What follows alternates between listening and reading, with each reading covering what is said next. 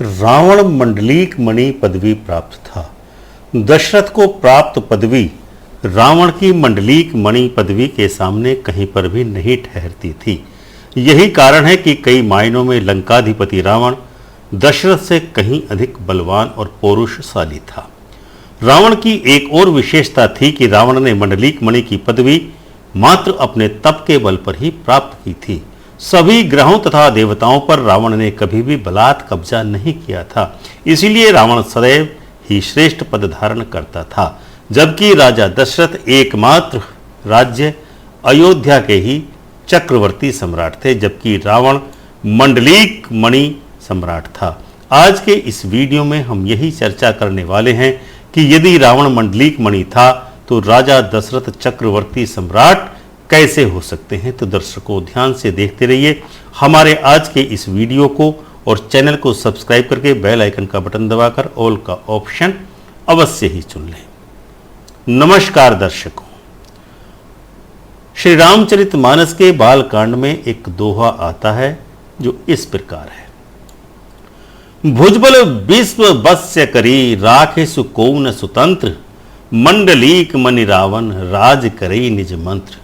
लेकिन पौराणिक इतिहास के अनुसार महाराज दशरथ और उनके पूर्वज आदि सभी चक्रवर्ती सम्राट थे, जबकि इस दोहे का अर्थ या भाव यह निकलता है कि रावण तो चक्रवर्ती राजाओं का भी शिरोमणि होकर के यानी मंडलीक मणि होकर के राजकाज चला रहा था। इसलिए मानव मन में भ्रम उत्पन्न होना स्वाभाविक है कि बड़ा कौन था। इतना ही नहीं, रावण दिग्विजय के अंतर्गत पराक्रम का अवलोकन कैसे किया जाता है, मानस में उसका उल्लेख किया गया है।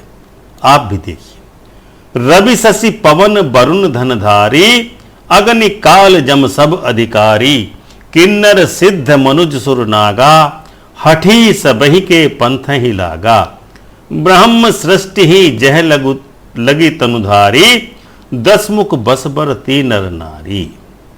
यानी रावण के वश में सभी नरनाग किन्नर मुनि सब थे, परंतु हम यहाँ पर आपको यह बता देना चाहते हैं कि रावण के वश में जितने भी देवता थे या जितने भी उसके अधीन थे, सर्वथा उसकी तपस्या की शक्ति के कारण ही उसके अधीन थे। रावण ने तपस्या के बल पर ही देवताओं को अपने वश में कर रखा था, किसी को भी जबरन तरीके से कभी भी कब्जा नहीं कर रखा था। वरदान के प्रभाव से देवता प्रसन्न होकर ही उसको आशीर्वाद और वचन देते थे। उदाहरण के लिए रावण ने तपस्या के द्वारा ही वरदान मांगा था, जिसके कारण ब्रह्मा जी उसके अधीन हो गए थे और नित्य प्रति उसको वेद पाठ सुनाते थे। इसी तरह पवन देव उसके यहाँ हवा दे करके झाड़ू लगाने जैसा कार्य करते थे। इस तरह से स्पष्ट है कि जितने भी देवगण रावण के अधीन या वश में थे, उसमें से अधिकतर को उसने अपने तप के बल से अपने वश में कर रखा था।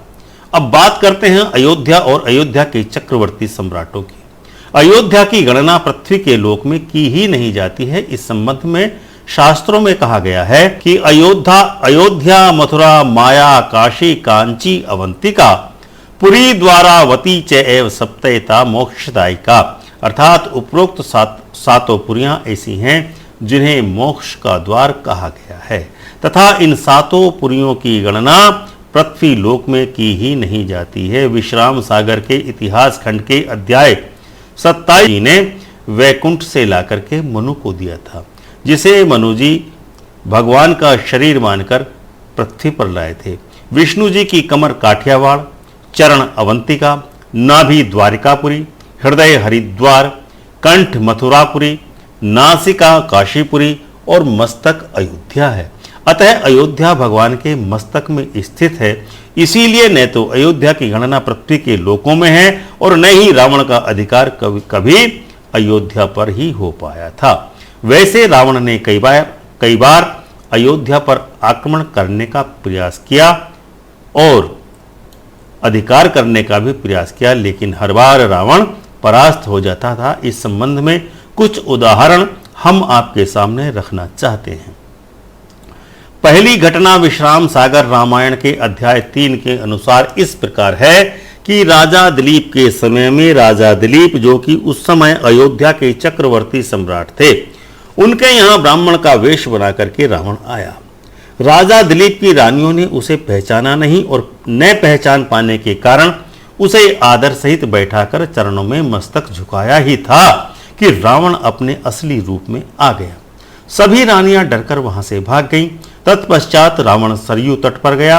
वहां पर उसने देखा कि राजा दिलीप मंत्र से अक्षत यानी चावल अभिषिक्त करके एक तरफ को फेंक रहे हैं।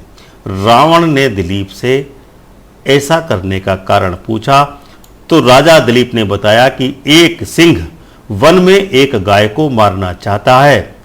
यह सोचकर मैंने यह चावल फेंके हैं कि जो 100 बाण बनकर के सिंह को लगेंगे। जब रावण यह सच्चाई देखने के लिए उक्त स्थान पर गया तो रावण ने सिंह को मरा हुआ पाया। अतः रावण को राजा दिलीप के बल का पता चल चुका था, इसलिए वह शर्माकर वापस लंका चला गया। इधर घर आने पर राजा दिलीप को जब रावण का चला तो उन्होंने क्रोधवश अंजलि में जल भरकर उसे पवन मंत्र से अभिषेक कर लंका की तरफ फेंक दिया। उस जल से 10 लाख बाण उत्पन्न हुए। राजा दिलीप के उन बाणों ने लंका सहित रावण को समुद्र में डुबो देने के लिए कहा गया। वे बाण पवन गति से जाकर लंका को उलटने पलटने लगे। तब मंदोदरी ने राजा की दिलीप की दुहाई देकर कहा कि हे बाणों, तुम वापस लौट जाओ। यहां पर इतना कोई पराक्रमी राजा नहीं है। उसके विनय करने पर वे बाण वापस लौट गए और गुरु की आज्ञा से दिलीप भी शांत हो गए। इस तरह से रावण दिलीप की शक्ति से भली भांति परिचित था। इसके बाद दिलीप के कालखंड में रावण की हिम्मत दोबारा अयोध्या की तरफ आने की नहीं हुई। दूसरी घटना में विश्राम सागर रामायण के अध्याय 3 के अनुसार दिलीप के बाद राजा रघु ने भी रावण को अपनी शक्ति का प्रमाण देकर उसको परिचित कराया था। राजा रघु के पवन अस्त्रों से रावण की लंका के भवन ढहने लगे। फलतः स्त्रियों की प्रार्थना पर रावण तथा उसकी लंका बच सकी। इसलिए राजा रघु के कालखंड में भी रावण ने दोबारा अयोध्या आने का साहस नहीं किया। तीसरी घटना रावण तथा दशरथ के पिता राजा अज के संबंध में प्राप्त होती है। एक बार रावण राजा अज से भी भिड़ गया। प्रसंग कुछ इस प्रकार से है कि महाराजा अज वन में शिकार खेलने के लिए गए थे। अज ने वन में ही अपने पवनास्त्र की शक्ति से रावण को सेना सहित उठाकर लंका में फेंक दिया। अतः राजा अज की शक्ति से भी रावण भली भांति परिचित हो चुका था और उनके शासनकाल में यानी अज के शासनकाल में फिर रावण ने कभी भी अयोध्या में प्रवेश करने का साहस ही नहीं किया। चौथी घटना राजा दशरथ के संबंध में है। रावण तो मंडलीक मणि की पदवी अपने नाम के साथ लगाए हुए ही था। अतः उसने अपने तपबल से पता चल गया था कि राजा दशरथ के अंश से उत्पन्न पुत्र ही उसके विनाश का कारण बनेगा। इसीलिए उसने तप के बल से यह वरदान प्राप्त कर लिया था कि राजा दशरथ के वीर्य कण से कोई पुत्र ही उत्पन्न न हो। इसके बाद उसने राजा दशरथ से कर मांगना शुरू कर दिया। तब राजा दशरथ ने पवन अस्त्र से यह कहला दिया कि हम अपनी पूर्ण शक्ति से अयोध्या के समस्त द्वार बंद कर देते हैं। यदि रावण अपनी शक्ति से इन द्वारों को खोल देगा तो हम उसको कर दे देंगे। मंत्र शक्ति से बंद द्वारों को रावण ने खोलने का भरसक प्रयास किया, लेकिन वह उन द्वारों को टस से मस न कर सका। इस प्रकार रावण राजा दशरथ से भी पराजित होकर के वापस लंका को लौट गया। इस प्रकार सिद्ध होता है कि अयोध्या पर कोई भी अधिकार करने का प्रयास रावण का सफल नहीं हो सका। इतना ही नहीं, उसने अयोध्या पर आक्रमण करने का विचार भी अंततः त्याग ही दिया, यानी वही था ही नहीं। जहां तक अयोध्या का प्रश्न है तो अयोध्या की गणना तो पृथ्वी के लोकों में की ही नहीं जाती है। निष्कर्षतः हम कह सकते हैं कि रावण अपने मन से ही मंडलीक मणि बनना चाहता था। वास्तव में तो वह चक्रवर्ती सम्राट भी नहीं था।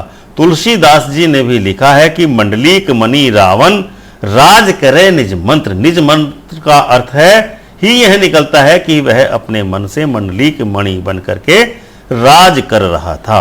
तो दर्शकों, यह था वह प्रसंग कि रावण के मंडलीक मणि और रघुवंश के राजाओं के चक्रवर्ती सम्राट होने की कहानी का पौराणिक आधार। यह कथा आपको कैसी लगी, कमेंट करके अपनी राय से हमको अवश्य ही अवगत कराएं। वीडियो पसंद आया हो तो वीडियो को लाइक एवं शेयर अवश्य ही करें। धन्यवाद। ओम श्री माधवाय नमः।